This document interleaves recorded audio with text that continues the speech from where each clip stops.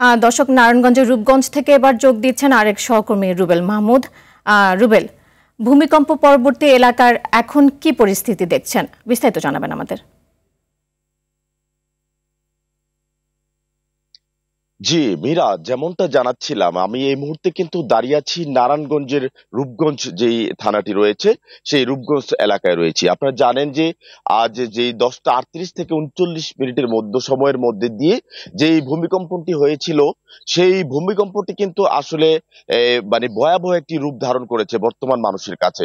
যেমন দেখা যায় যে আজকে যে নারায়ণগঞ্জের রূপগঞ্জের গোলাকান্দাল যে এলাকাটি রয়েছে, সেই গোলাকান্দাল এলাকায় কিন্তু আপনারা জানতে পেরেছেন বা আমরা আপনাদেরকে জানিয়েছিলাম, সেটা হচ্ছে যে একটি 10 মাসের একটি শিশু বাচ্চা কিন্তু যে ভূমিকম্পের যে দেয়াল ধসে পড়ার পরে কিন্তু সে বাচ্চাটি সাথে সাথেই মারা যায়। তাছাড়া আরেকটি বিষয় রয়েছে, যেটি হচ্ছে যে আরো দুইজন মহিলা রয়েছে, কুলসুম এবং বিলকিস নামে কিন্তু দুইজন মহিলা আহত হয়ে তারা হসপিটালে ভর্তি রয়েছে। আর আপনি জানেন যে আমাদের যে নারায়ণগঞ্জের খুব পাশে যেটা হচ্ছে নরসিংদী, যেটা হচ্ছে ভূমিকম্পর যে উৎপত্তি স্থল, যেটা হচ্ছে মাধবদী নরসিংদী এলাকা, এবং যে ঢাকার আশেপাশে এবং নারায়ণগঞ্জ নরসিংদীর খুব আশেপাশে হয় কিন্তু তার এই ভূমিকম্পের যে তাপটি সেটি কিন্তু নারায়ণগঞ্জের রূপগঞ্জের মানুষ অনেক বেশি পেয়েছে।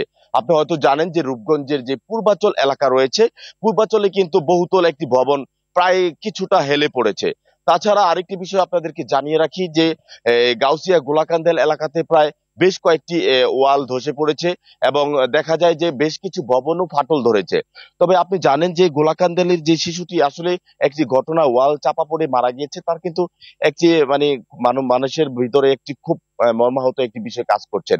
তবে যে ভূমিকম্পটি আজকের যে 5.7 মাত্রার যে ভূমিকম্পটি আসলে হয়েছে, সেটা কিন্তু জনমনে একটি আতঙ্ক সৃষ্টি হয়েছে।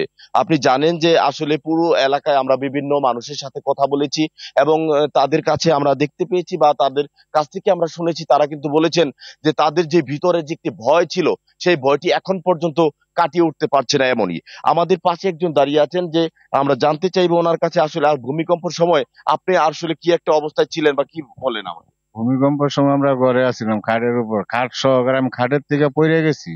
পইরা ঘর দুয়ার এত ভাবে কাঁপতাছে, আমি গেট দিয়ে বার হইতে পারতাছি না। পইরা যাইগা মাটির তেনে, খারাপ তেনে। পরে সব পোলাপান লইয়া, বাচ্চা কাচ্চা লইয়া আমরা সবাই বাইরে বাড়িয়ে গেছি।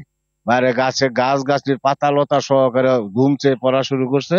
সবাই আমরা অনেক মানে আতঙ্ক হয়ে গেছিলাম আধা ঘন্টা 1 ঘন্টা পর্যন্ত। জি, আমাদের কিছু একজন যিনি এখানকার ভূমিকম্পের যে তাদের বাসার একটু সমস্যা ছিল, তারা কিন্তু আমাদেরকে বলেছেন। তবে আরেকটি বিষয় হচ্ছে, আমরা রূপগঞ্জ উপজেলা প্রশাসনকে আমরা তাদের কাছ থেকে জানতে পেরেছি যে রূপগঞ্জের পুরো ক্ষয়ক্ষতি বা কি কি হয়েছে তেমন কিছু এখন পর্যন্ত তারা আমাদেরকে জানায়নি। তারা বলেছেন যে সকল তথ্যগুলো নিয়ে আপনাদেরকে আমরা জানাবো।